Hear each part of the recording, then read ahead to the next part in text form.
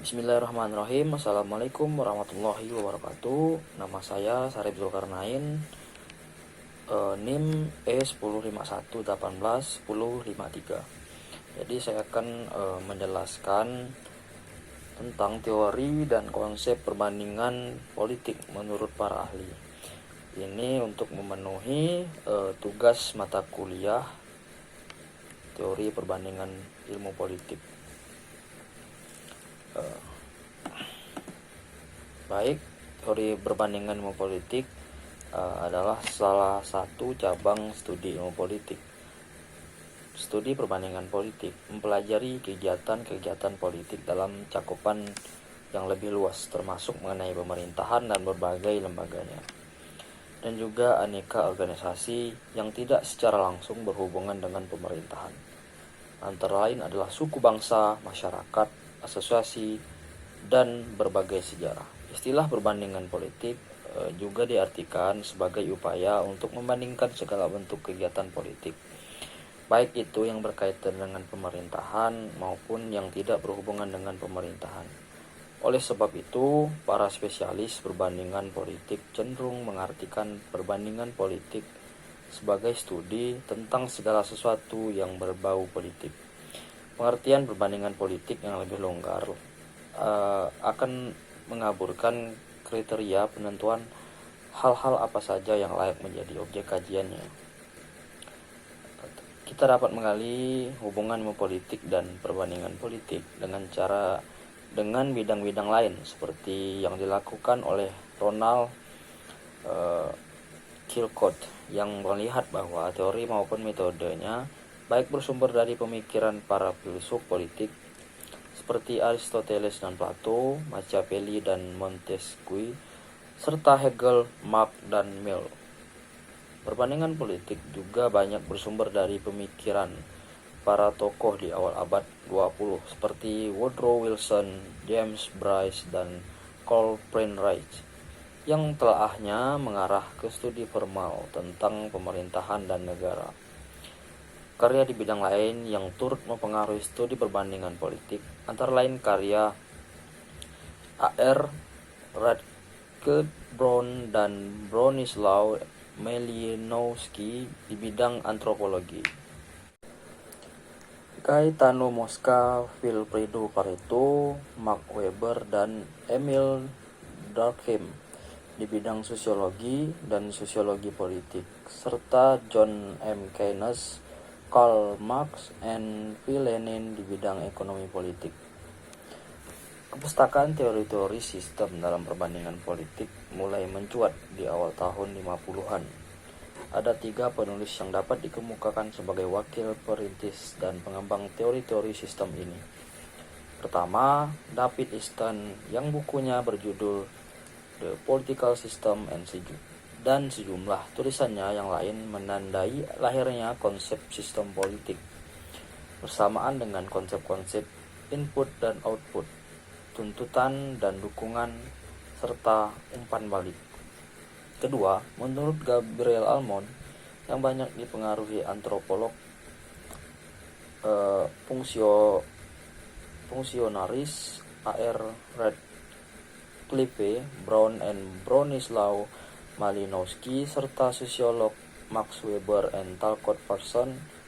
Awalnya, Almond menawarkan suatu klasifikasi sederhana tentang sistem-sistem politik yang mencakup pula sistem-sistem politik di luar dunia barat dan negara-negara yang baru merdeka. Ia kemudian bergabung dengan para spesialis perbandingan politik dengan merumuskan kategori-kategori struktur dan fungsi dan mengaitkannya dengan semua sistem politik yang ada di dunia. Selanjutnya, Almond mengaitkan pula konsepsinya tentang sistem dengan budaya dan pembangunan. Selanjutnya, menurut Karl Deutsch, yang karyanya Nature of Government hanya bersumber dari teori sibernika yang dirumuskan Norbert Wiener ketika berusaha mengembangkan model politik systemic model of politics. Baik, selanjutnya menurut Almond pada tahun 1956, sistem politik adalah totalitas interaksi antar unit-unit yang ada di dalamnya. Interaksi tersebut tidak hanya sebatas pada lembaga-lembaga atau faktor politik formal saja, melainkan aktor informal. Keseimbangan di dalam sistem politik menurut Almond selalu berubah sehingga sistem politik lebih bersifat dinamis. Perubahan keseimbangan ini tentu saja tidak lepas dari pengaruh lingkungan. Pengaruh tersebut membuat perimbangan kekuatan antar struktur formal berubah. Contohnya adalah dominasi kekuatan lembaga presidenan atas legislatif dan yudikatif di masa pra-transisi di tahun 1998 yang berganti rezim di periode selanjutnya. Almond mendasarkan beberapa hal utama dalam sistem politik. Pertama, sistem politik merupakan sistem yang ada dalam masyarakat yang bebas. Kedua, tujuan ilmu politik adalah untuk mencapai suatu interaksi masyarakat. Ketiga, sistem politik absah dalam menggunakan kekuatan paksaan. Paksaan ini sebagian besar dilakukan dengan paksaan hukum. Almond membandingkan lembaga-lembaga yang dalam proses politik terdapat di dalamnya melalui 3 tahapan. Yang pertama adalah kegiatan deskriptif, yaitu dengan melihat dan memusatkan perhatian pada semua rangkaian sistem politik. Yang kedua adalah memilih dan memilah, mengelompokkan unit-unit dalam proses politik. Yang ketiga adalah mencari hubungan antar unit yang tergabung dalam sistem politik. Menurut Almond ada 3 yang digunakan dalam membandingkan berbagai sistem politik, yaitu sistem, struktur, dan fungsi. Sistem digunakan sebagai konsep dengan adanya organisasi yang berinteraksi masyarakat dalam mencapai tujuan tertentu. Dan agar sistem berjalan dengan baik, maka memerlukan struktur sebagai proses berjalannya fungsi politik tersebut. Lembaga politik mempunyai 3 fungsi, yaitu sosialisasi politik, yakni memberikan fungsi dan mengembangkan dan memperkuat sikap-sikap politik di kalangan penduduk untuk menjalankan peran-peranan politik, administratif, dan judisial. Fungsi yang kedua adalah rekrutmen politik, yakni memberikan fungsi yang digunakan untuk menyeleksi rakyat dalam kegiatan politik dan jabatan pemerintahan melalui penampilan dalam media komunikasi, menjadi anggota organisasi, mencalonkan diri untuk jabatan tertentu.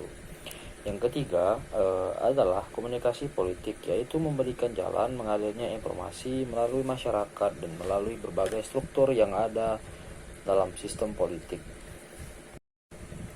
Gabriel Almond menggunakan pendekatan dalam memahami dan menganalisis sistem politik di berbagai negara. Asal teori perbandingan politik ini muncul yang menjadi subjek klasifikasi sistem politik Gabriel Almond adalah negara-negara Anglo-Amerika, negara pre-industri atau partially industrial states, negara totaliter, dan negara-negara Eropa kontinental, itu Italia, Prancis, dan Jerman.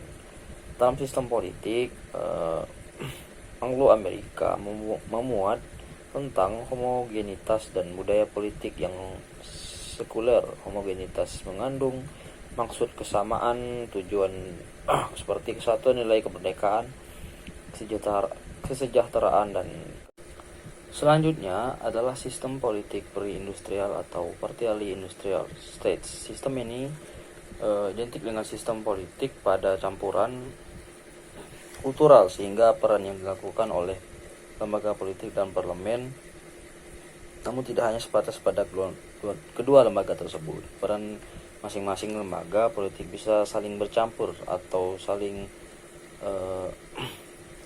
bersifat upgradeable karena kecenderungannya yang bercampur. Inilah ada 2 kemungkinan yang tidak bisa diprediksi, yang mana sewaktu-waktu sistem politik yang ada dapat mengalami transformasi menuju sistem yang baru, atau menuju kembali ke sistem politik yang ada dapat mengalami transformasi sistem politik totaliter, bersifat homogen, tetapi homogen di sini memiliki arti homogen yang sintetik, yaitu dibuat dengan sengaja oleh aktor-aktor yang terlibat. Peran struktural identik dengan tidak adanya legitimasi kekuasaan atas warga negara yang dipimpin. Karakteristik dari politik totaliter adalah penggunaan kekerasan, adanya nominasi kuat oleh penguasa, sehingga menciptakan ketidakstabilan. Yang terakhir adalah sistem politik negara-negara kontinental Eropa. Sistem perkembangan variasi kebudayaan ini merupakan outcropping dari kebudayaan-kebudayaan sebelumnya, dan dengan adanya manifestasi politik dari penjabaran tersebut disimpulkan bahwa perbandingan politik antara negara satu dengan negara lain terdapat beberapa kesamaan dan kontradiktif. Budaya politik yang berasal dari 4 negara pionir tersebut memberikan percontohan bagi negara lain. Masing-masing negara memiliki karakteristik dan kebudayaan masing-masing yang tidak dapat diabaikan dalam perbandingan sistem politik. Budaya politik memiliki kecenderungan utama dan dalam sistem politik, yang berarti budaya inilah yang dapat membedakan satu sistem politik dengan sistem politik lain. Studi perbandingan politik hanya menyediakan berbagai pendekatan untuk memahami kecenderungan yang terjadi di masa depan. Baik, mungkin hanya itu yang dapat saya sampaikan. Kurang lebihnya mohon maaf. Saya akhiri. Assalamualaikum warahmatullahi wabarakatuh. Terima kasih.